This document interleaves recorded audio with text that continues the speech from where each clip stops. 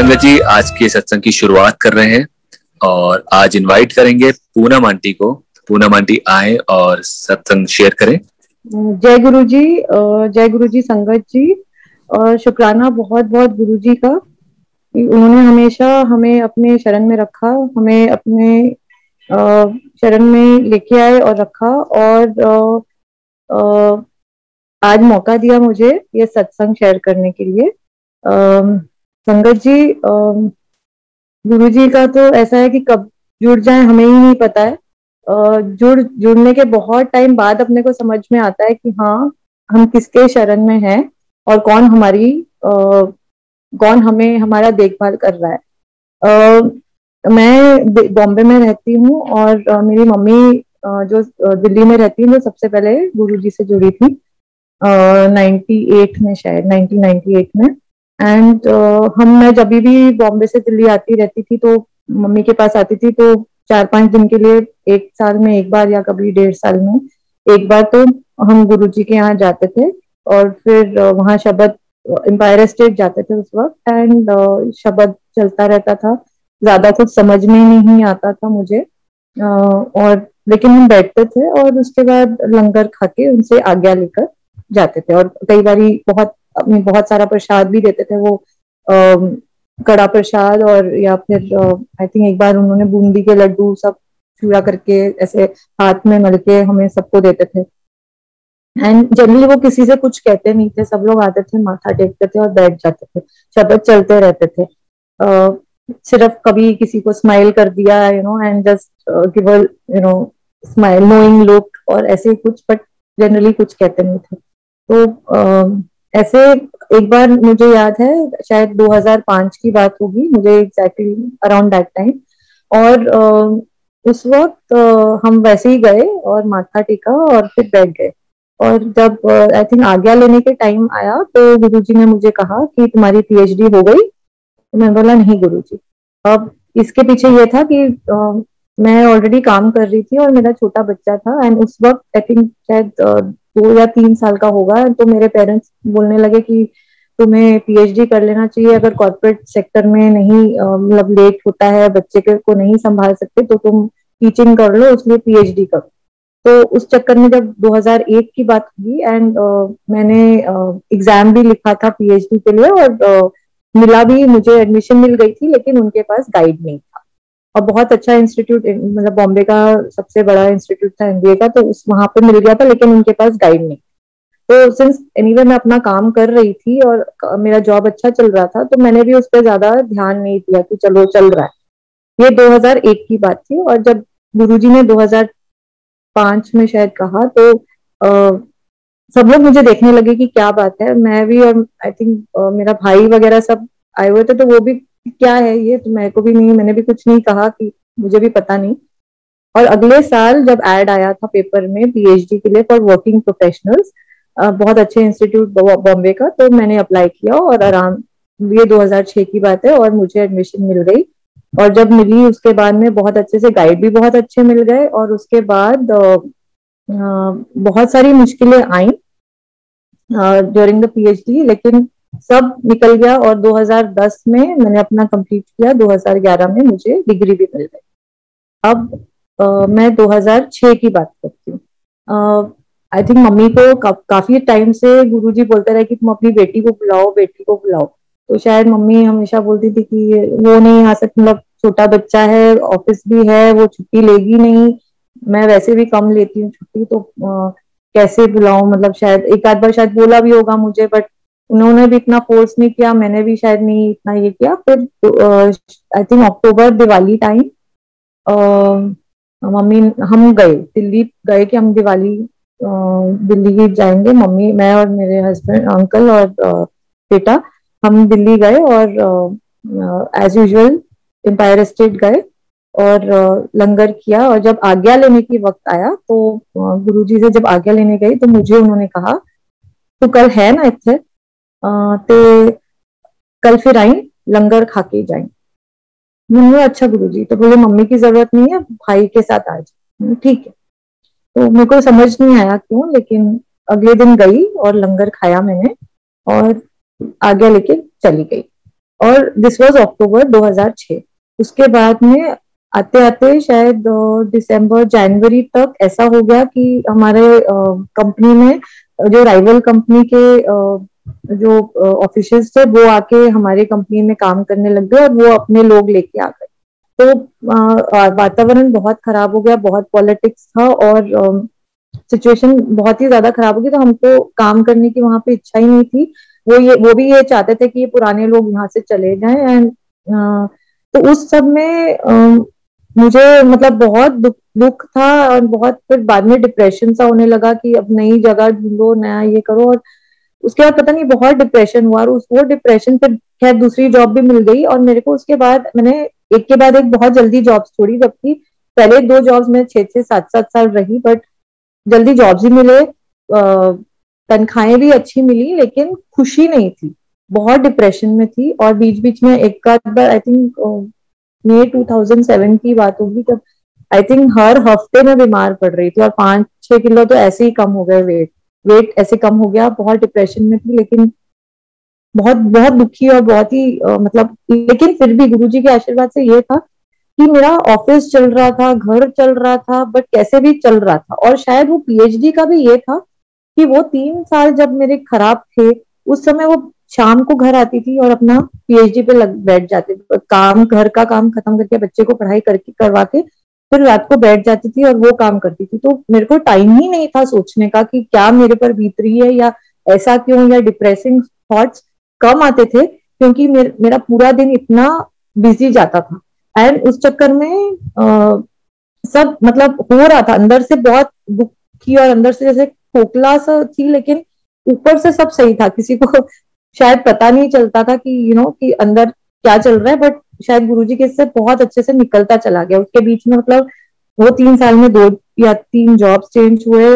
एक बार I think बीच में London भी थी ऑफिस के काम पे 3 महीना, फिर घर चेंज हुए, सर्वेंट चेंज हुए, बहुत कुछ चेंज हुआ, लेकिन सब बहुत बहुत स्मूथली सब निकल गया। और उसके बाद में मैं उस फेज से भी निकल के आ गई। तो कितने कनेक्शंस थे वो, चाहे वो पीएचडी था, चाहे वो लंगर खा के, और जो ब्लेसिंग्स दिए।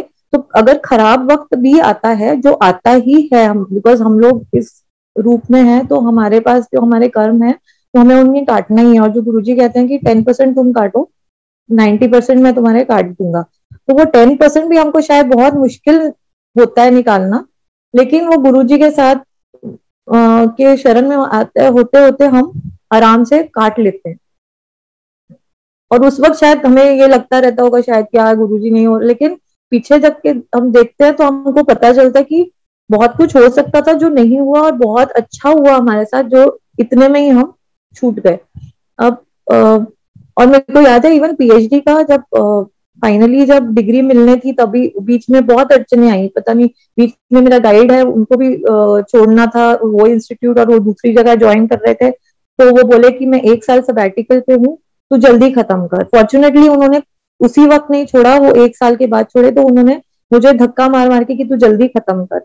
जनरली गाइड ऐसा नहीं करते, वो और लटका देते हैं। तो उन्होंने मुझे ये भी दिया। और उसके बाद आई थिंक माइग्रेशन सर्टिफिकेट के लिए भी काफी रूप करनी पड़ी। मैंने फादर को बोला कि आप दिल्ली से लो, कहीं से लो, लेकिन मुझे लाके दो मेरे को यहाँ पर, नहीं तो ये लोग मेरे एडमिशन ही कैंसिल कर देंगे। वो भी 2 दिन में सॉर्ट आउट हो गया, पापा ने भिजवा भी दिया ऐसे। और फिर आई थिंक लास्ट में भी कुछ मतलब ऐसे कितनी चीजें थोड़ी बहुत ऐसे चलती अटकती भी थी कभी कभार, लेकिन वो मुझे फिर एक विश्वास हो गया था कि गुरुजी ने कहा है ना पीएचडी हो गई तो क्या हो गई है तेरी, तो वो होके ही रहेगी, और वो होके ही रही। तो मे बी कभी कभार हमको ना याद दिलाना पड़ता है अपने आप को कि गुरुजी ने कहा है तो वो हो जाएगा। और जब हमें वो विश्वास होता है ना कि गुरुजी करके देंगे, तो वो करके ही देते हैं। फिर एक बार मैं एक वर्कशॉप में गई थी, मेडिटेशन वर्कशॉप में, और वहां पर मुझे गुरुजी के दर्शन हुए। ये शायद 2012 की बात हुई। एंड 1.5 घंटा मैं मेडिटेशन में थी, और पूरे मेरे को वो गुरुजी के गुलाब की खुशबू आती रही, एंड फिर चंदन की खुशबू आ रही थी। फिर तो मेरे आंखों से बस आंसू ही निकलते जा रहे थे, और गुरुजी आए और उन्होंने मुझे कहा तो आ गई तू मेरे कोल? हाँ जी गुरुजी। तो फिर काफी बातें करी उन्होंने मुझसे, कुछ मेरे क्वेश्चंस थे उन्होंने आंसर किए, कुछ समझ में आए और कुछ समझ में नहीं भी आए, लेकिन वो ओवर द इयर्स जैसे जैसे समय बीतता गया कुछ कुछ उनके आंसर्स मिलते चले गए। और उन्होंने एंड में मुझसे यही कहा कि मैं तेरे I am always with you, ये उन्होंने इंग्लिश में कहा था कि I am always with you, मैं तेरे साथ हमेशा हूँ। और ये एक चीज है, कभी कभार हम भूल जाते हैं, लेकिन हमेशा हमको ये याद रखना चाहिए कि गुरुजी हमारे साथ हमेशा ही हैं। अभी मुझे याद है कि ये शायद अब 3-4 साल पहले की बात होगी। मैं दिल्ली आई थी एक ये अलका आंटी के बेटे की शादी अटेंड करने, एंड 3-4 दिन छुट्टी थी, तो गणेश चतुर्थी और 2-3 दिन की छुट्टी थी। तो मुझे याद है कि शायद सैटरडे था, नहीं शायद फ्राइडे ही था। मैं आई, यस नहीं सैटरडे था, जब हम बड़े मंदिर गए लंगर खाने, और उस दिन लंगर खाया और कुछ वहां पे दंगे हो रहे थे दिल्ली में एक किसी साइड पे। तो बड़े मंदिर उन्होंने थोड़ा जल्दी बंद कर रहे थे, शायद 9:30 या ऐसे कुछ बंद कर रहे थे, और उन्होंने लंगर हम लोगों को पैक करके भी दिया कि आप लोग लेके जाओ क्योंकि हम मंदिर जल्दी बंद कर रहे हैं। तो हम लोग लंगर घर लेके आ गए, काफी सारा लंगर उन्होंने मंदिर से पैक करके हम लोगों को दिया। तो सैटरडे तो हमने लंगर खाया, संडे को मॉर्निंग में भी लंगर खाया मैंने, जो हम मंदिर से लाए थे। तो संडे शाम को मम्मी बोली कि नहीं हमारे यहाँ पे सत्संग है जो हमको जाना ही है, हम हमेशा जाते हैं दोपहर को सत्संग का ये मंथली हमारा होता है, तो तुझे भी आना है। मैं बोला ठीक है, मैं वहां पे भी गई और वहां पर भी लंगर खाया मैं।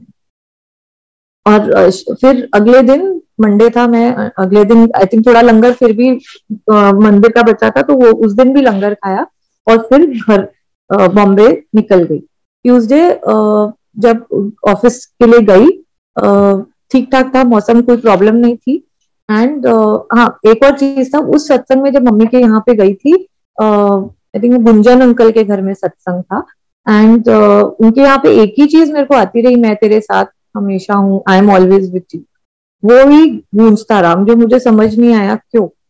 अच्छा, तो जब मैं ट्यूसडे को ऑफिस गई, उस दिन मौसम ठीक था, इट वॉज एंड ऑफ अगस्त, तो इतनी बारिश होती है लेकिन कुछ इतनी भी नहीं होती, लेकिन उस दिन बहुत बारिश हुई। और हमको तो ऑफिस में, मेरा ऑफिस और घर कम से कम 40 किलोमीटर दूर है, तो पता नहीं चला। और उस दिन हाई टाइड भी था, बॉम्बे है, हाई टाइड और बारिश जब दोनों आ जाते हैं तो बहुत हालत खराब होती है, क्योंकि पानी भरता रहता है और उसको निकलने की कहीं से भी जगह नहीं होती है। तो मेरे मतलब ऑफिस में सबने बोला, आई थिंक एचआर का भी आ गया था कि जिसको निकलना है निकल जाओ, क्योंकि 4 बजे हाई टाइड होगी, तो आपको पहले निकलना है तो निकल जाओ। तो मैं शायद 3 बजे ऑफिस से निकली कि चलो निकल जाती हूँ, 4 तक मैं घर पहुंच जाऊंगी।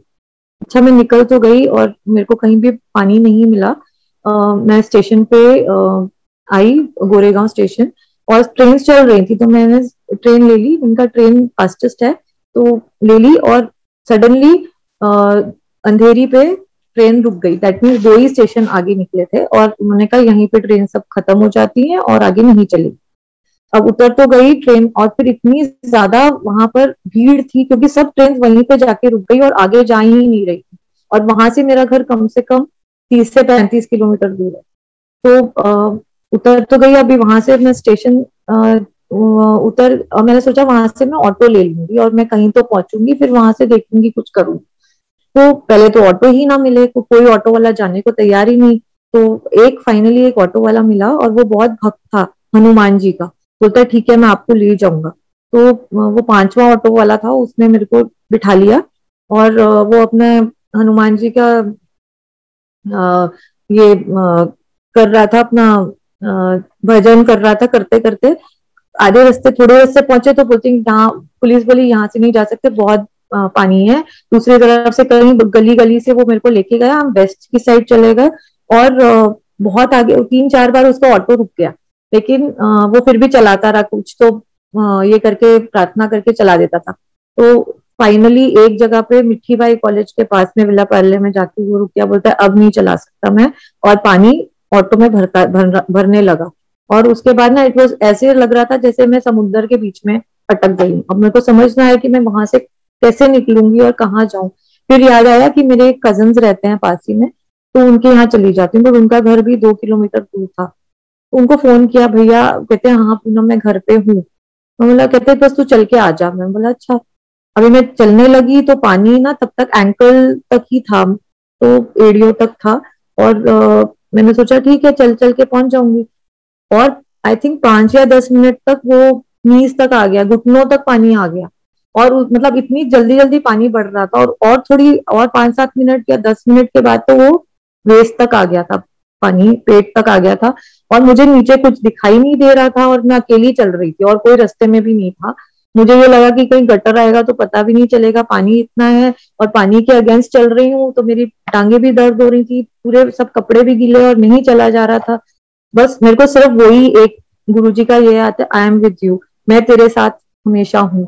तो मैं बस मंत्र जाप कर रही थी, बोलते बोलते चल रही थी। ना मुझे समझ आ रहा मैं किससे पूछूं कहाँ जाना है, कुछ नहीं समझ आ रहा था। फिर सडनली एक ऑटो आ गया।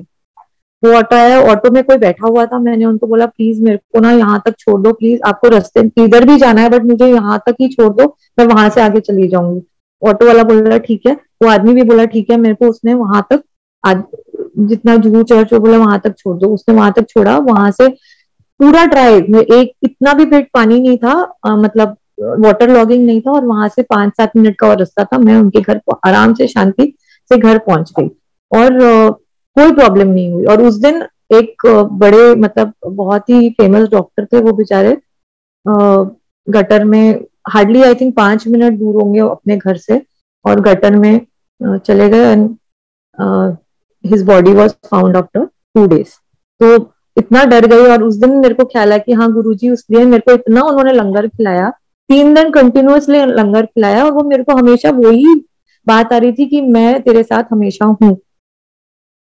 फिर एक और बात है कि मेरे बेटे का 10th स्टैंडर्ड था। अब लाइक सारे पेरेंट्स की तरह मैं भी थोड़ा, और मेरे हस्बैंड भी, दोनों हम लोग हमेशा बच्चे को लेके थोड़ा सा टेंशन रहता है। एक ही बच्चा है, और सारे मिडिल क्लास पेरेंट्स होते हैं, हम हमेशा एक चीज होता है कि मार्क्स अच्छे आने चाहिए। हमारे अच्छे आए थे तो हम, वही एक चीज है हम बच्चे को दे सकते हैं, पढ़ाई। तो बच्चा पढ़ाई में अच्छा है, अच्छा था, लेकिन हम थोड़ा ज्यादा ही नर्वस हो जाते हैं बच्चों को लेके। तो 10th स्टैंडर्ड में था। और बॉम्बे में क्या होता है कि 10th के बाद ही जूनियर कॉलेज होता है, 11th 12th तो स्कूल में नहीं होता। तो उसलिए चिंता ज्यादा थी कि फिर से एडमिशन लेना पड़ेगा, तो अच्छे नंबर आने चाहिए, कट ऑफ में आना चाहिए वगैरह। तो जनवरी का महीना था, मैं और मेरे अंकल दोनों बहुत टेंशन में थे। तो जनवरी था, मार्च में एग्जाम होते हैं और मई में रिजल्ट आता है। तो सडनली मेरे को एक सपना आया कि गुरुजी ने मुझे कहा कि तुम 10th के मार्क्स जानना चाहती हो आदित्य के। मैंने कहा हाँ जी गुरुजी। तो बोलते हैं ये ले, इतने आउट ऑफ 800। बोला अच्छा, थैंक यू गुरुजी। और वो चले गए, ड्रीम थी। तो अगले दिन सुबह जब मैंने बच्चे को बोला कि तेरे मार्क्स क्या 800 में से होते हैं, तो बोलता हाँ 800 में से होते हैं, मतलब एग्जाम 800 में से होगा और 200 प्रैक्टिकल के लगेंगे जो स्कूल में होते हैं। मैं बोला अच्छा। कहता है आप क्यों पूछ रहे हो? मैं बोला नहीं, ऐसे गुरुजी का ड्रीम था। तो उसने बोला कितने नंबर हैं? तो मैं बोला 90। तो उसने कैलकुलेट किया, कहता है 94.35% है। मैं बोला बस फिर इतने, गुरुजी ने तो यही बोला है। तो फिर मार्च में एग्जाम्स हो गए, और जब मई में रिजल्ट आया तो 94.5% थे। तो जय गुरु जी उनके, बिल्कुल वही वो मार्क्स आ गए। अच्छा, अभी ट्वेल्थ स्टैंडर्ड में जब ये था बच्चा, तो उसने साइंस लिया था। और पता नहीं जैसे बहुत सारे बच्चे आजकल होते हैं, टीनेजर्स वैसे ही होते हैं, बहुत मूडी और क्वाइट। तो हमको समझ भी ना आए कि बच्चे को क्या चाहिए क्या नहीं चाहिए, बात भी समझ नहीं आता था। और बस एक ही चीज हम गुरु जी को प्रे करते रहते थे। फिर ट्वेल्थ के बोर्ड्स हो गए। ट्वेल्थ के बोर्ड्स ऐसे हुए कि मैथ्स का पेपर तो बहुत ही खराब था। वो साल इतना खराब था कि पार्लियामेंट क्वेश्चन हो गया कि इतना खराब पेपर क्यों दिया गया था बच्चों को। तो और इसका फिर फिजिक्स भी खराब था। तो मेरे को ये बच्चा भी बोलता था कि मेरे को नहीं पता कि इस बार क्या होने वाला है, कि मार्क्स इतने खराब आने वाले वाले हैं, मुझे कुछ पता नहीं है। हम बोले भाई ये तो ट्वेल्थ है, और ट्वेल्थ के बाद सारे एडमिशन होते हैं, समझ ना आए। तो ठीक है। फिर ये मार्च में एग्जाम्स हो गए एज यूजुअल। मई की बात, मई में रिजल्ट्स आते हैं, ये बिगनिंग मई की बात है।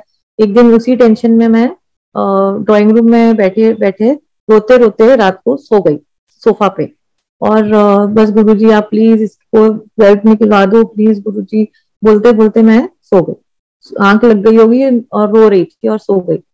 फिर सडनली गुरुजी आए ड्रीम्स में और उन्होंने कहा कितने नंबर चाहिए तेरे को। तो मैंने कहा गुरुजी जो आप देखो जैसे आपको ठीक लगे। नहीं तू बता कितने नंबर चाहिए तेरे को। मतलब गुरुजी मुझे नहीं पता, मतलब एक नहीं तू ही बताएगी कितने नंबर चाहिए। मैंने कहा अच्छा गुरुजी 90% तो आने ही चाहिए ना। तो इतना करके हो गया खत्म।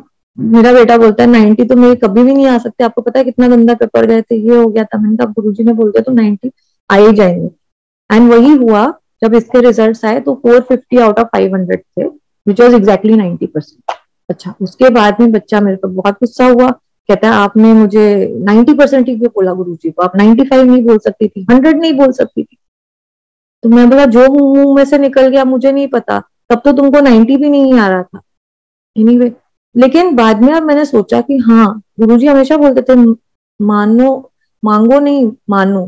तो शायद मैंने, मुझे ये मांगना ही नहीं चाहिए था, शायद गुरुजी और भी दे देते थे लेकिन मेरे को मांगना नहीं चाहिए था। तो हम कभी कभार अपने स्टुपिडिटी में बहुत चीजें मांग लेते हैं जो हमको समझ नहीं आता है कि ना कि हमारे लिए क्या अच्छा है। तो उसके बाद से एक ही चीज प्रे करती हूँ कि गुरुजी जो हमारे लिए अच्छा हो ना वो ही आप करो, क्योंकि हमें खुद नहीं पता कि हम क्या मांग रहे हैं और क्या हमारे लिए अच्छा है। तो ये एक सीखने को मिला मुझे। फिर एक और मतलब सत्संग तो बहुत है। कभी कभी अगर हम देखने जाएं तो हर क्षण ही सत्संग में निकल जाता है, क्योंकि हर क्षण में कुछ ना कुछ भी हो सकता था या कुछ मतलब हर एक टाइम कुछ ना कुछ मैजिकल हो ही जाता है, लेकिन हम ही उसको देख नहीं पाते या कभी कभी फॉर ग्रांटेड ले लेते हैं। अब जैसे एक बार याद है मुझे, मैं हर थर्सडे मंदिर जाती थी, मुंबई मंदिर जाती थी। मेरे ऑफिस से मुंबई मंदिर शायद पौना घंटे का रास्ता होगा बाय रोड। तो थर्सडे जब ऑफिस खत्म होता था 6 बजे निकलती थी, 6 बजे वहां मंदिर शुरू होता है और 8 बजे तक शबद कीर्तन होते हैं, उसके बाद लंगर होता था। तो मैं 5 to 6 ऐसे निकल जाती थी और 6:45 पहुंच जाती थी मंदिर। तो एक बार याद है कि शायद ऑफिस में बहुत ज्यादा टाइम लग गया था, बट लेकिन मैंने कहा जैसे भी है मैं पहुंचू, मंदिर जाऊंगी जैसे भी है। तो मंदिर पहुंची। तो मंत्र जाप हो रहा था और मंत्र जाप करके फिर लंगर शुरू हो जाता है। तो लंगर खा लिया और मैं अपने आप पे थोड़ा सा गुस्सा हो रही थी कि देखो आज अटक गई और मैं ना मंदिर टाइम पे नहीं पहुंच पाई। देखो आज ना चाय प्रसाद मेरा मिस हो गया। मैं बोला ऐसे ही होता है, टाइम पे नहीं पहुंचोगी तो तुम्हारा टाइम देखो चाय प्रसाद मिस हो जाता है, ऐसे ही होगा तेरे साथ, अपने आप को बोल रही थी। और फिर ना मैंने लंगर खा लिया और मैं निकलने लगी और एक पैर आगे ले ली और मंदिर से निकल, एक पैर मंदिर के बाहर एक पैर अंदर था। इतने में सेवादार अंकल आए और तभी कम से कम 100 लोग थे मंदिर में। सेवादार अंकल आए चाय लेके, बोलते हैं आंटी चलो अंदर, आपने तो चाय प्रसाद लिया ही नहीं, अंदर चलो बैठो चाय प्रसाद पी के जाओगे। मतलब गुरुजी हमारी इतनी एक एक चीज की, इतनी छोटी छोटी चीजों का भी ख्याल रखते हैं। आप सोचो कि इतनी छोटी कहाँ सेवादार अंकल को याद पता रहेगा कि 100 लोगों में से किसको मैंने चाय प्रसाद दिया है कि नहीं दिया, वो भी लंगर खाने के बाद। और उन्होंने मेरे को मतलब एक पैर अंदर और एक बाहर इतना था। सो इतना गुरुजी हमारा ख्याल रखते हैं। फिर याद है एक बार मैं ऑफिस के काम से कहीं कॉन्फ्रेंस में बाहर गई थी और मेरे अंकल उस दिन सेवा करने गए थे मंदिर में। तो हम लोग सेवा करते थे संडे को once a week, one Sunday a month. सुबह 6:30 निकल 7:30 बजे से 11-12 बजे तक वो क्लीनिंग सेवा करते थे हम। तो सारे किचन का और बाकी सब क्लीनिंग करते थे। तो उस दिन शायद मेरे अंकल संदीप अंकल है उनके वो शायद गैस स्टोव साफ कर रहे थे और गैस स्टोव में ऐसा पता नहीं कैसे उनका हाथ कट गया और इतना कटा कि सब जगह खून खून काफी खून बहने लगा। तो इन लोगों ने शायद थोड़ा कुछ बैंडेड लगाया, जो भी किया। और अंकल, नितिन अंकल थे उस दिन उनके साथ में क्लीनिंग सेवा में। तो नितिन अंकल ने बोला कि अरे संदीप अंकल, आपका तो ना आज बहुत बड़ा कष्ट उतर गया है, गुरुजी ने कुछ तो बड़ा कष्ट आपका काट दिया है। तो संदीप अंकल घर आए। घर आने के बाद में एक्चुअली उस दिन कुछ फैमिली गेट टुगेदर था, तो मेरे इन लॉज को भी लेके और बेटे को लेके कहीं वो पवई जाना था गेट टुगेदर पे। तो उस दिन शाम रात को जब गए तो कहीं अंधेरा बहुत था पवई में, और वहां पर बारिश भी हो रही थी और लाइट नहीं थी। तो गाड़ी एकदम डिवाइडर के ऊपर चढ़ गई और ऑलमोस्ट उलट गई थी गाड़ी। तो लेकिन किसी को कोई प्रॉब्लम नहीं हुई, कोई खराश नहीं, उलट नहीं गई बट उलटने वाली हालत हो गई थी और डिवाइडर के ऊपर चढ़ गई। उसके बाद बारिश भी बहुत तेज थी, इन-लॉज भी थे गाड़ी में। तो लेकिन फॉर्चुनेटली किसी को कुछ नहीं हुआ। और इन-लॉज को आई थिंक संदीप अंकल लेके गए और मेरा बेटा गया मैकेनिक को, आई थिंक 1 किलोमीटर दूर गया, मैकेनिक को लेके आया और उसने शायद थोड़ा कुछ चेंज किया। कुछ भी खरोच नहीं आई गाड़ी को, कुछ भी नहीं हुआ। और बहुत आराम से फिर गाड़ी लेके भी ये लोग वापस भी उसी गाड़ी में घर आए। और देखो गुरुजी ने इतना बड़ा कष्ट जो था इतने छोटे से चीज में कटवा दिया। तो ऐसे हैं गुरुजी। अब आप देखो, मतलब वो इतना संदीप अंकल भी बोलने लगे कि इतनी छोटी सी चीज थी लेकिन इतना मेरे को ब्लीडिंग होती रही, घर तक भी ब्लीडिंग होती रही, लेकिन उन्होंने वो कष्ट इस तरह से कटवा दिया।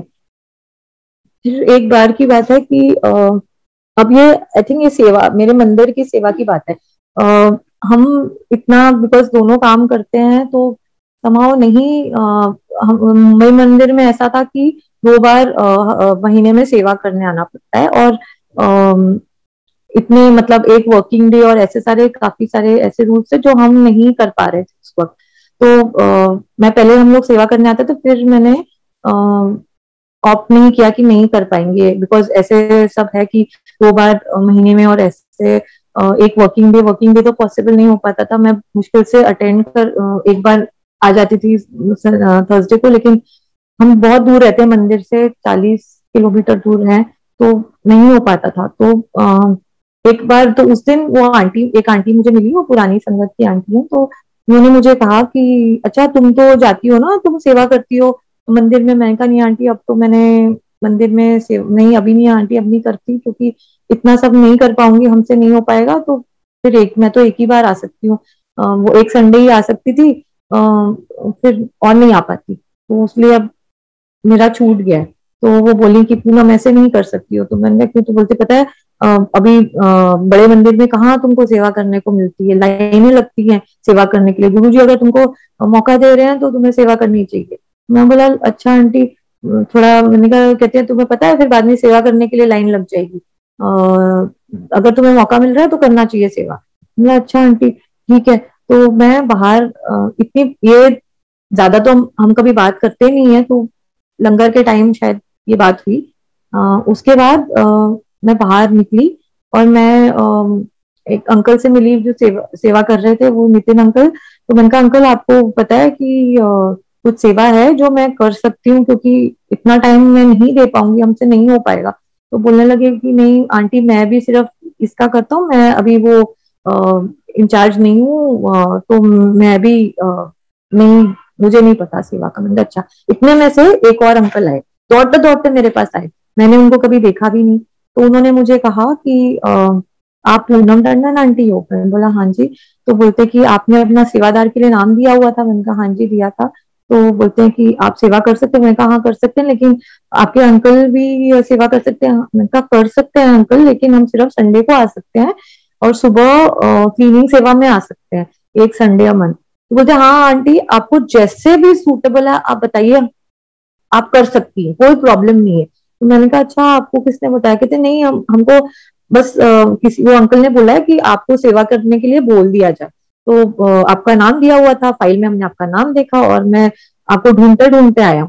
अभी ये देखो, ये तो गुरुजी की ही है कि मैंने अंदर, आंटी ने मुझे बोला कि नहीं तुमको जैसा भी है, और जैसे हमारे टर्म्स पे देखो सेवादार मुझे खुद ढूंढते हुए आए और उन्होंने बोला कि नहीं, आपको जैसे है, आप, मैं आपको लिंक भेज, मतलब व्हाट्सएप भेज रहा हूँ, आप संडे मॉर्निंग आप सेवा करने के लिए आ जाइए। और उसके बाद से हम रेगुलरली जा रहे थे जब तक कि मंदिर क्लोज नहीं हुआ। तो ऐसे मतलब गुरुजी हमें ऐसे मौका देते हैं सेवा करने के लिए, और मतलब अगर कभी भी जिस भी मौके में हम सेवा कर सकते हैं तो हमें सेवा करनी भी चाहिए। तो अब ये मैंने आपको जैसे बोला कि थर्सडेज को मैं मंदिर जाती थी और थर्सडेज को लंगर खा के आती। तो एक बार हम लोग ट्रिप पे चले गए थे, मैं और संदीप अंकल और पूरा एक ग्रुप था फ्रेंड्स का, जो लद्दाख हम लोग 15 दिन के लिए गए थे। तो वहां पर जब हम पहुंचे लद्दाख, तो हम ले से हमें कारगिल जाना। तो ले से हम जैसे ही निकले, ले के पास में जैसे ऑन द आउटस्कर्ट्स, ले के आउटस्कर्ट्स पे ही एक गुरुद्वारा है, पत्थर साहब गुरुद्वारा। वो नानक गुरु नानक का जी का कि वहां पर पत्थर पे उनका उनकी पीठ का वो है बना हुआ है। तो वो उस वक्त आए थे 1500 समथिंग में। तो वो अभी भी वहां पर है, और वो गुरुद्वारा जो है वो आर्मी मैनेज करती है। तो हम जब वहां से गुजर रहे थे पत्थर साहब गुरुद्वारा से, तो हमारे वो जो फ्रेंड्स जो साथ में थे वो बोल रहे थे, पूनम हम यहाँ पे ना वापसी में आएंगे, तब गुरुद्वारा में माथा टेकेंगे। मैंने बोला ठीक है। जब हम निकले तब वो सैटरडे का दिन था। तो कहते हैं वहां से हम वापस आएंगे, कारगिल से होते हुए वापस आएंगे और ले आएंगे, और वहां से फिर हम लोग सियाचिन की तरफ जाएंगे। बोला ठीक है। तो हम लोग जब कारगिल सब घूमते हुए जब हम वापस आए, तो उन्होंने बोला कल ना जब गुरुद्वारा में माथा टेकेंगे, पहले देखेंगे अगर कहीं रास्ते में दुकान है वहां पे हम राजमा चावल खाएंगे, और फिर गुरुद्वारा पे चाय प्रसाद लेके निकल जाएंगे। बोला ठीक है।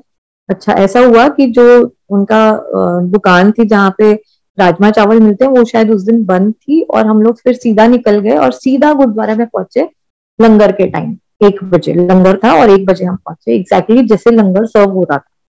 तो हम पहुंचे, हमने माथा टेका सब कुछ और बैठ गए लंगर।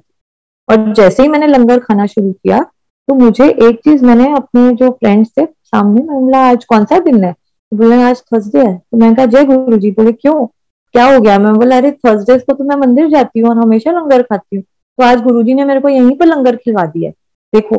तो मतलब गुरुजी यहाँ तक हमारा ख्याल रखते हैं कि अगर मैं थर्सडे को लंगर खाती हूँ तो उन्होंने मुझे थर्सडे लंगर खिलाया वहां पर। और उसके बाद देखो, मेरा हमारा वहां रुकने का भी नहीं था, हमें तो राजमा चावल दूसरी जगह पे खाना था 2 घंटे पहले, वो दुकान बंद, और हम उस समय पहुंचे।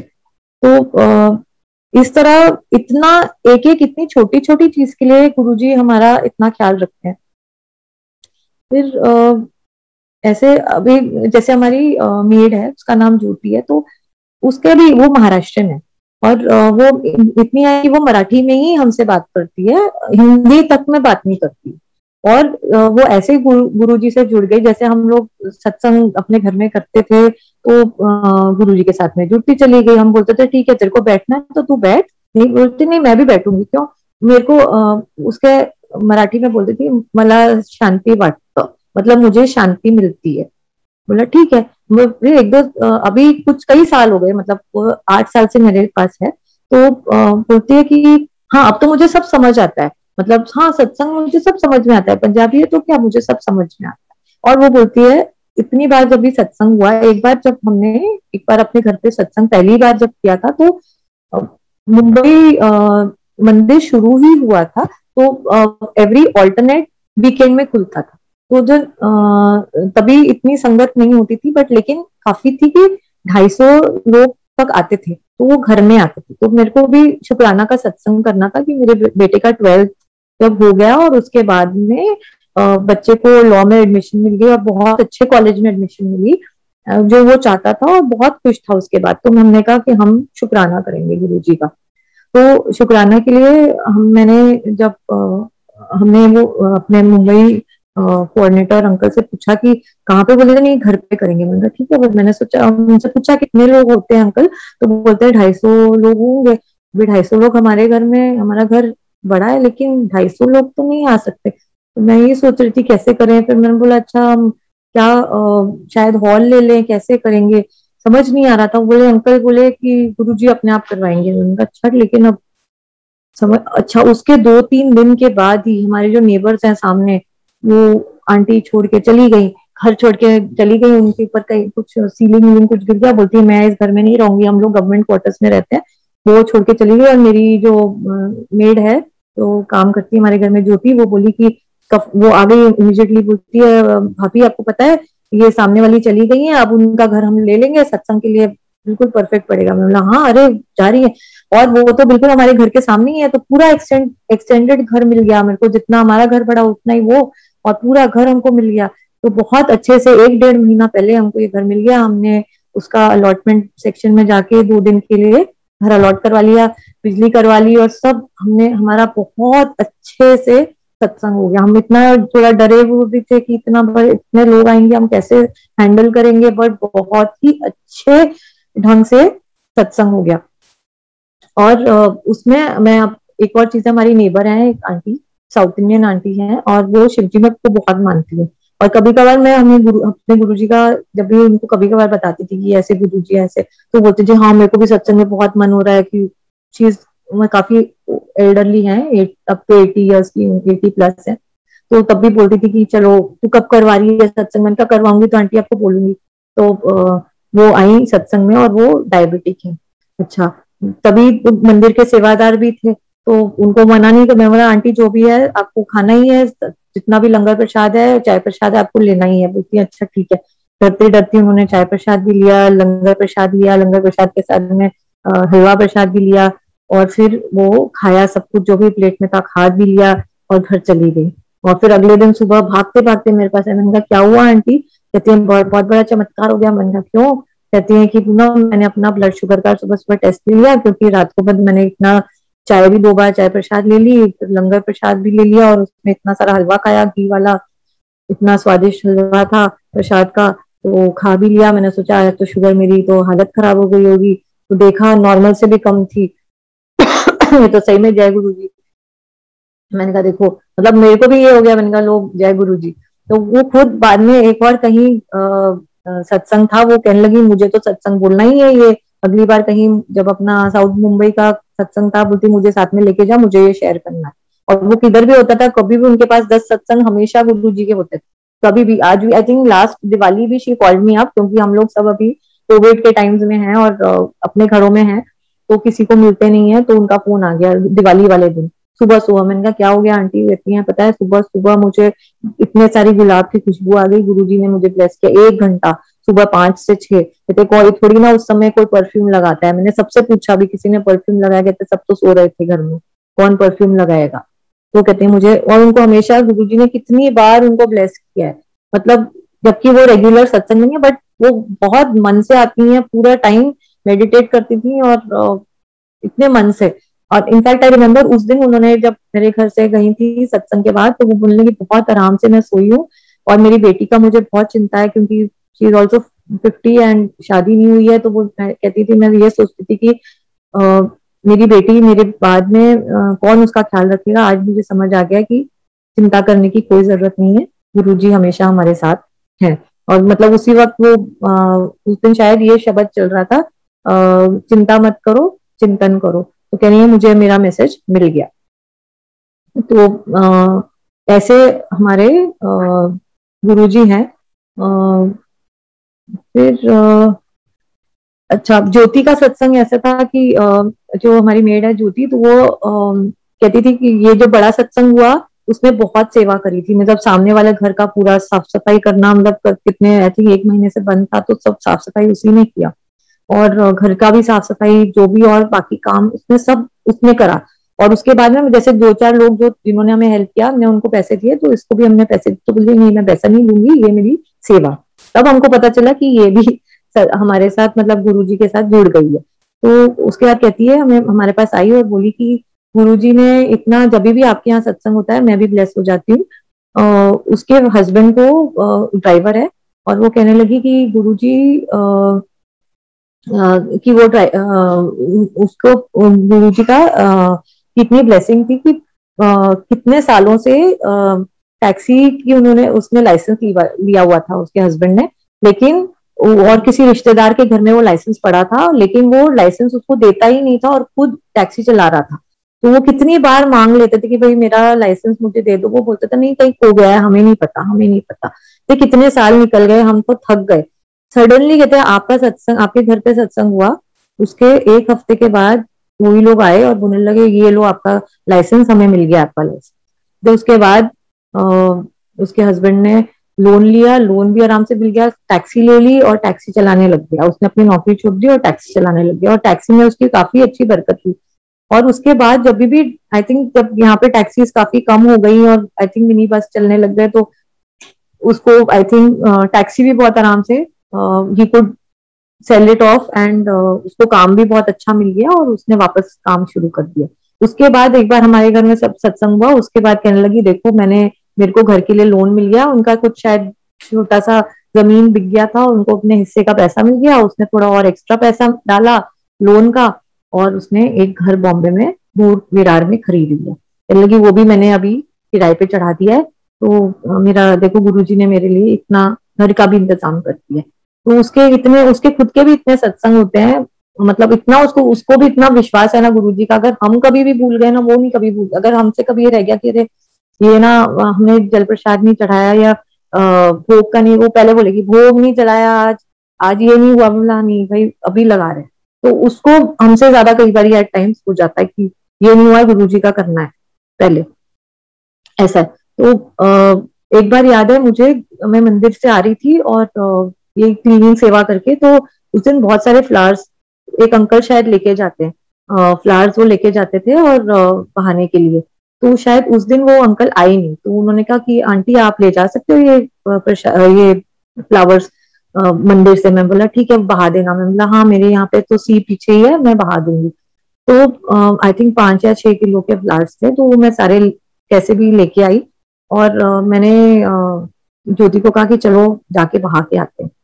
अच्छा वहां ना घर के पीछे सी तो है लेकिन काफी सारे रॉक्स भी हैं, और रॉक्स के ऊपर चढ़ते चढ़ते मेरी नी में थोड़ा दर्द हो रहा था, तो मैं नहीं चढ़ पा रही थी, तो ये चढ़ गई और चढ़ के उतर के उसने बहा दिया सब, बहा के अच्छे से बहा के आ गई। तो कहती है उस दिन रात को कह रही थी कि जैसे मैं लेटी, कहती है मैं अपने हस्बैंड को समझा बता रही थी कि ऐसे मैं भाभी के साथ गई नीचे और उसके बाद मैंने इतने सारे फ्लावर सब बहा दिए, और कहती है उसके बाद मैंने ऊपर देखा तो ऊपर गुरुजी दिखे और उन्होंने मेरे को बहुत ब्लेस किया और फिर चले गए।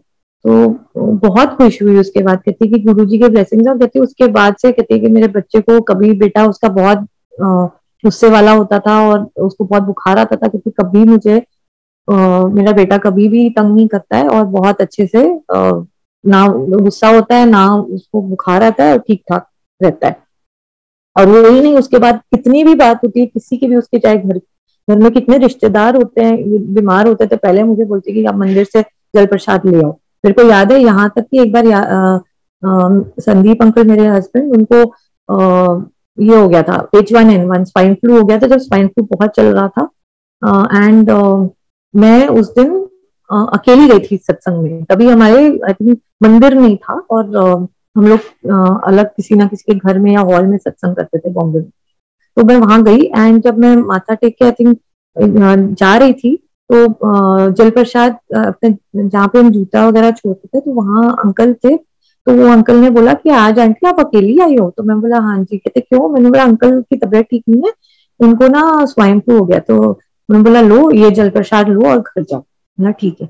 मैंने 3-4 दिन अंकल को जल प्रसाद दिया और उसके बाद अंकल वैसे भी कोई प्रॉब्लम नहीं, बहुत ठीक ठाक अंकल निकल गए and he was perfectly fine. तो उसके बाद में मतलब बस जय गुरु जी बोला उस समय, कुछ नहीं और बोला। और शायद वो देखने के बाद में ज्योति का ये हो गया कि आई थिंक उसकी भाभी भी बहुत बीमार थी, तो बोलती है आप जाओ मंदिर से मुझे जल प्रसाद लेके आओ। तो मेरे को गाँव जाना है और बहुत रो रही थी कि मेरी भाभी बहुत बीमार है, बच्चा अब भी हुआ है, तो कैसे सर्वाइव करेगी। और उसकी भाभी आज बिल्कुल परफेक्ट है, उसका बच्चा भी 4 साल का है, बिल्कुल ठीक हो गई, कोई प्रॉब्लम नहीं है। तो इतना विश्वास है, मतलब उसको तो देखो कहीं कुछ भी नहीं था, मतलब उसको ना पंजाबी आती है ना कहीं जाती है, लेकिन बहुत विश्वास। और शायद जो जितने ज्यादा लोग सिंपल है उतना ज्यादा लोगों को विश्वास रहता है। अब एक बार की बात है, जब हमारे यहाँ एक बार सत्संग था ये घर पे, तो एक 2 आंटीज आई। उनको दोनों आंटीज को किसी ने भी संगत में, साउथ बॉम्बे का जो संगत यूजुअली हमारे यहाँ एक ग्रुप था जो जनरली वीकेंड्स में सत्संग करते थे। तो हम लोग ने वो आंटीज को कभी भी देखा नहीं था। वो आंटीज आई और आके मेरे बेटे के कमरे में वो बेड पे बैठ गई, और एक तरफ उस कमरे में एक तरफ गुरुजी की फोटो लगी हुई थी और पीछे की तरफ पे वॉल पे साईं बाबा की फोटो लगी हुई। तो वो जहाँ बैठी तो उनके सामने गुरुजी की फोटो थी, दोनों आंटीज वैसे बैठ गई। एंड मैं जब भी सत्संग का ये बनाती हूँ, शब्द की लिस्ट बनाती हूँ, शायद एक आधा हफ्ता पहले बनाती हूँ, क्योंकि इतने सारे काम होते हैं सत्संग में, तो मेरे को भी टाइम लग जाता है लिस्ट बनाने में, शायद 1-2 घंटे लग जाते हैं, क्योंकि मैं सुनती हूँ, उसके बाद मैं सोचती हूँ, फिर बनाती हूँ, फिर 10 बार कभी कभार निकालती हूँ डालती हूँ, तो उस चक्कर में मैं एक हफ्ता पहले बनाती हूँ, तो कई बार आइडिया भी नहीं रहती, भूल भी जाती हूँ कि कौन सा लिस्ट क्या है। एनीवे, तो सत्संग की वो शब्द की लिस्ट बनाई थी, उसमें एक गाना था मैं तेरी पतंग। मैं तेरी पतंग का गाना मैंने पहले डाला, उसके बाद में मैंने सोचा कि नहीं ये तो पता नहीं क्यों, मैं बोला नहीं मैं दूसरा डालना चाहती हूँ, उसको मैंने डिलीट करना चाहा फोल्डर से। वो नहीं हुआ, 2-3 बार मैंने उसे डिलीट किया लेकिन वो डिलीट नहीं हुआ। तो मैंने सोचा चलो कोई बात नहीं, अब रहने दो। मैं भी थोड़ा इरिटेट हो गई थी, चलो कोई बात नहीं, अब नहीं हो रहा है तो नहीं से रहने दो। और उसके बाद में और 2-3 जो भी लिस्ट बनाई थी वो रखी। तो जब चलाई और उसके बाद में मैं तेरी पतंग का कीर्तन आया, और उसके बाद फिर जैसे सब कीर्तन शब्द आए, शब्द के बाद में हम लंगर प्रसाद चाय प्रसाद करते थे, तो वो किया। 4 से 6 सत्संग होता था, और उसके बाद में प्रसाद होता था। तो 6 बजे आरती के लिए, and it was winter time, तो थोड़ा 6 बजे अंधेरा होने लगता है और लाइट ऑन करता है। तो उसके बाद हमने आरती हो गई और उसके बाद में लोग चले गए। अभी लोग चले गए तो सिर्फ ये 2 आंटीज बची थी, और 2 हमारी जो नॉर्मल सेवादार आंटी थी वो बची थी। तो they were helping to pack up everything. तो ये आंटी सडनली जो हम लोग को जानती नहीं थी, ये दोनों आंटीज, उसमें से एक आंटी बहुत जोर जोर से रोने लग गई। तो हमें भी समझ नहीं आया कि क्यों रो रही है। तो हमने पूछा कि क्या बात है, तो वो आंटी बोली कि पता नहीं, आई एम वेरी सॉरी, मैंने गुरुजी से इतना बड़ा टेस्ट क्यों लिया। तो हमने कहा क्या हुआ, कहती है कि मैं साईं बाबा की भक्त हूँ। तो लेकिन ये आंटी जो मेरे को लेके आई है, वो मुझे पहले भी एक सत्संग में लेके गई थी लास्ट वीक, और जिधर गई थी वहां पर हमारा बिल्कुल भी मन नहीं लगा था, कुछ मेडिटेशन नहीं हुआ था, बच्चे बहुत खेल रहे थे, कुछ भी मन नहीं लग पाया। तो फिर नेक्स्ट वीक यहाँ पर था, तो ये आंटी बोली नहीं आपको मैं यहाँ लेके जाती हूँ, इस यहाँ लेके घर के पास ही है, चलो चलते हैं। तो ये आदि मन से ये आंटी आई थी जो साईं बाबा की भक्त थी। तो वो बोलती है कि मैं आई और मैं आधे मन से आई थी, लेकिन आके बैठ गई। और सारा टाइम ये बोलती रही कि अच्छा आप अगर इतने बड़े संत हो, इतने बड़े महात्मा हो, तो आप मेरी साईं बाबा की एक भजन यहाँ पे आना चाहिए। तो इतने में मैं तेरी पतंग आ गई। मैं तेरी पतंग शायद साईं बाबा के लिए भी गाते हैं। तो वो एकदम से थोड़ा डर गई। तो भी फिर उसने बोला कि मैं अच्छा ये तो एक ही हो गया, अभी एक और भी आप बताओ, ऐसा एक और साईं बाबा का होना चाहिए कीर्तन। तो उसके बाद नेक्स्ट वाला जो था वो था कीर्तन साईं अरदास जो पुनीत जी का है, वो आने लग गया। तो ये बिल्कुल ही डर गई। उसके बाद बोलने लगे अच्छा गुरुजी आप इतने बड़े हो ना, तो फिर इतने महान हो, तो फिर आप मेरे को साईं बाबा के दर्शन भी करके दिखाओ। अच्छा जब 6 बजे, इसलिए मैंने आपको कहा कि 6 बजे हमने लाइट ऑन कर, जब अंधेरा होने लगा और सब लोग उठे आरती के लिए, तो ये भी उठी, और जब ये उठी और ये टर्न हुई तो इन्होंने पीछे देखा, तो साईं बाबा की पिक्चर उन्होंने देखा। तो वो बहुत डर गई और बहुत सॉरी फील करने लगी कि भाई मैंने इतने बड़े मतलब इतना गुरुजी का ऐसे क्यों मैंने कहा, और मैंने ऐसे। तो हमने बोला कोई बात नहीं, गुरुजी इज एवर फॉरगिविंग, आप जाओ मंदिर जाओ, उनके माथा टेको, और देयर इज नथिंग, ऐसा कुछ नहीं। और लेकिन उसके बाद, और उस दिन मतलब उस दिन के बाद हमने वो आंटी को कभी देखा नहीं। और जो आंटी उनको लेके आई थी वो आंटी भी मस्कत की थी, और कह रही थी कि मस्कत में कैसे वो पता नहीं गुरुजी से जुड़ी थी, because her husband was not well, and Bombay में भी वो ऐसे शी वाज विजिटिंग बॉम्बे, और ये उनकी फ्रेंड थी। तो बहुत मतलब कैसे कैसे गुरुजी, देखो वो शब्द भी डिलीट नहीं हुआ मुझसे, क्योंकि वो भी एक कारण था। तो हर एक चीज, जैसे गुरुजी कहते थे कि कोई भी चीज ऐसे ही नहीं होती, हर एक चीज का कोई ना कोई मीनिंग होता है, या कोई नथिंग इज कोइंसिडेंटल, हर एक चीज हैपेंस फॉर अ रीजन। तो इसीलिए मतलब कितना कितनी सारी मीनिंग, अगर हम देखें हर एक चीज में बहुत सारी मीनिंग जुड़ी हुई होती है। मुझे याद है इवन यहाँ तक कि मेरा कॉलीग है, रिपोर्टी है, तो वो मुझे बोलता था कि हर थर्सडे आप जाते हो मंदिर, मुझे भी जाना है आपके साथ, देखना है। मैं बोला अच्छा ठीक है। और वो बहुत दूर रहता है, ऑफिस से भी और घर से भी, ऑफिस से भी और मंदिर से भी। तो वो मेरे साथ गया और लंगर प्रसाद खाया।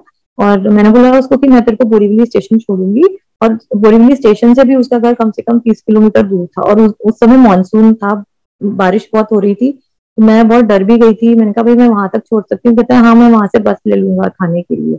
मैं बोला तू चला जाएगा? हाँ। मैं अपने मन में मैंने सोचा कि गुरुजी आप अभी देख लो, आप इसकी मैंने इसकी रिस्पॉन्सिबिलिटी ली है, लेकिन आप अभी इसको देखो, पहुंचाओ टाइम पे। तो मतलब मुझे ये नहीं होना चाहिए कि भाई मेरे साथ मंदिर गया और ना ये कहीं अटक गया और कहीं ये हो गया। मैंने कहा अभी आप ही देखो इसको। तो मैं तो फिर वहां से मैं ट्रेन लेके आ गई। तो मैंने इसको आई थिंक 10 बजे जब मैं घर पहुंची, मैंने कहा प्रवीण तू घर पहुंचा? तो बोलता है कि बस पहुंचने ही वाला हूँ। कहता है मैम आपको पता है मैं तो बस के लिए वेट कर रहा था। कहते तो 4 बसेस निकल जाती लेकिन मैं नहीं जा पाता, इतनी लाइन थी। सडनली कहता है मैं तो बस की लाइन में खड़ा था, इतने में से एक आदमी ने मुझे पीछे से टैप किया और बोला कि आप क्या थाने जा रहे हो? उसने बोला हाँ। कहते हैं हाँ एक शेरन ऑटो है, आप आ जाओ, 3 लोगों के शेरन ऑटो है, आप आ जाओ बैठ जाओ। कहते हैं मैं ऑटो में बैठ गया। और मैं फिर कहता है इतनी लाइन लगी हुई थी ट्रक्स की और वो नाका पे, तो अगर मैं बस में होता तो कम से कम 12 से पहले नहीं घर पहुंचता। वो ऑटो वाले ने कहीं कहीं से गली गली में से निकाल के मैं देखो 10:15 बजे घर भी पहुंच गया। और बारिश भी कितनी हो रही है, मैं तो आराम से घर पहुंच। मैंने कहा कि देखो जय गुरुजी, गुरु जी ने हमें इतना हमारी एक एक चीज की हमें हमारी हेल्प करते हैं। बट कई बार ऐसा होता है कि टाइमिंग उनका होता है। अभी जैसे लास्ट अभी कोविड के टाइम्स में देख लो, बेटे का लॉ खत्म हो गया था और इसको कहीं जैसे लॉकडाउन में आया तो जॉब्स भी कहीं नहीं थे, सब फ्रीज हो गई थी कि कहीं कोई जॉब्स नहीं मिल रही थी। और कैंपस से जब भी नहीं हो पाया बिकॉज तभी लॉकडाउन हो गया। हमको नहीं समझा कि हम क्या करें, या ना हमें इस एरिया को कुछ पता है क्योंकि हम उस एरिया के है ही नहीं, मतलब लॉ के है नहीं। तो हमको समझ नहीं आ रहा था, कहीं भी कुछ समझ नहीं आ रहा था। अब 6 महीने ऐसे निकलते जा रहे थे, हमको सब लोग बोलते थे कि नहीं कुछ पता नहीं है और सब फ्रीज है, अभी कोई हायरिंग नहीं हो रही है। Suddenly out of the blue जहाँ पे इसने किया था अपना इंटर्नशिप, वहां से फिर इसको बोला कि हम तेरे को थोड़ा लॉन्ग इंटर्नशिप के लिए ले लेते हैं, जॉब की हम बोल नहीं सकते हैं, लेकिन काम पसंद आएगा और तो फिर हम देखते हैं। और इसको इतनी अच्छी जगह वहां पे बेस्ट फर्म में जॉब मिल गई एंड अब कंफर्म भी हो गया है और बहुत अच्छा चल रहा है इसका। और खुश भी बहुत है। और जय गुरु जी, मतलब आज ये लगता है कि कम से कम मैं फ्री हो गई। बच्चा बड़ा भी हो गया, छोटा था जब ये पैदा होने वाला था तभी मम्मी ने लोटा मुझे गुरुजी से ब्लेस करवा के भेजा था। और आज देखो बच्चा हमारा इंडिपेंडेंट अपने पैरों पे खड़ा हो गया है। और बस हमें और क्या, गुरुजी के बस चरणों में हम हमेशा रहें, चाहे दुख आए सुख आए जैसे भी हो, हमें बस अपने चरणों में रखो गुरुजी। और एक वो विश्वास हमेशा रहने दो कि आप हमेशा हमारे साथ हो, तो कुछ भी हो हमेशा, मतलब दुख तो आते ही रहते हैं और आएंगे भी, शायद शायद नहीं आएंगे भी, लेकिन वो बस गुरुजी जैसे भी कटवा देते हैं और कटवा दें, बस वही हमारा है कि शांति से अच्छे से कटवा दें, बस वही हमारी प्रार्थना है। और सबको सुखी रखें, सबको अपने साथ जोड़ के रखें, यही प्रार्थना है हमेशा। तो जय गुरु जी और जय शंकर जी। क्या आपने ये सत्संग सुना? थोड़ा लॉन्ग था बट आई थिंक शायद गुरु जी को यही मंजूर था कि इतना सत्संग मैं सुनाऊं। तो बस जय गुरु जी।